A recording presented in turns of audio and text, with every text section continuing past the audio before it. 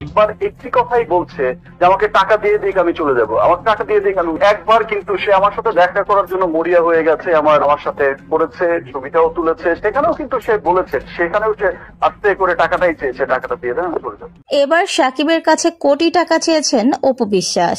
অপু হয়তো সাকিবের কাছ থেকে স্ত্রীর অধিকার হারিয়েছে, কিন্তু আব্রাহাম খান জয় তো সাকিব খানের সন্তান হিসেবেই আছেন এবং ভবিষ্যতেও থাকবেন। সে সূত্রে ছেলের অধিকারটা বুঝিয়ে দিক সাকিব খান।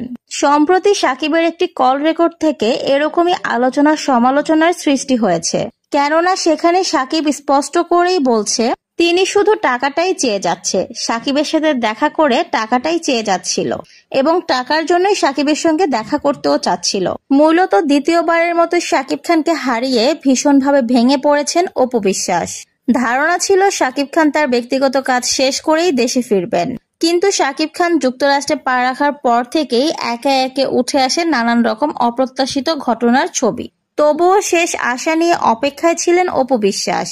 কিন্তু বুবলিকে নিয়ে সাকিব খান যেভাবে ব্যক্তিগত সময় কাটাচ্ছেন তাতে করে কিন্তু বোঝাই যাচ্ছে যে বুবলির সঙ্গে আবারও ব্যক্তিগত সম্পর্ক গড়ে উঠেছে সাকিব খানের। এরপরেই আলোচনায় আসে অপু বিশ্বাসের নতুন করে জীবন সাজানোর, বিয়ে করার, বাচ্চা নেওয়ার কল রেকর্ডটি। যেই কল রেকর্ডে অপু বিশ্বাসকে বলতে শোনা যায় যে সে আর সাকিব সাকিব করবে না এবং বিয়ে করে আরো 2-4টা বাচ্চা নিয়ে জীবনটাকে নতুন ভাবে শুরু করতে চান। সাকিবের কাছ থেকে যদি চিরতরেই বিচ্ছিন্ন হয়ে যায় অপু বিশ্বাস, সেক্ষেত্রে তার দেনা পাওনা, তার ছেলের দেনা পাওনা মিটিয়ে নেবেন অপু বিশ্বাস। আর এমন সময় যদি সাকিব খানের এরকম একটি কল রেকর্ড নেট দুনিয়ায় ভাইরাল হয়ে যায়, তাহলে কিন্তু কথাগুলো অপুকে ইন্ডিকেট করে বলছে এরকমটাই বোঝা যায়।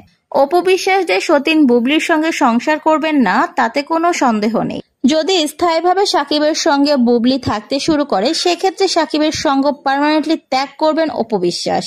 তো ভিউয়ার্স, এই বিষয়ে আপনাদের কি মনে হয়? সত্যিকার অর্থে কি এই কথাগুলো বর্তমান সময়ে সাকিব খান অপু বিশ্বাসকে মিন করে বলেছে, নাকি কল রেকর্ডটি আরো আগের? আপনাদের মূল্যবান মতামত কিন্তু কমেন্ট বক্সে জানিয়ে যাবেন।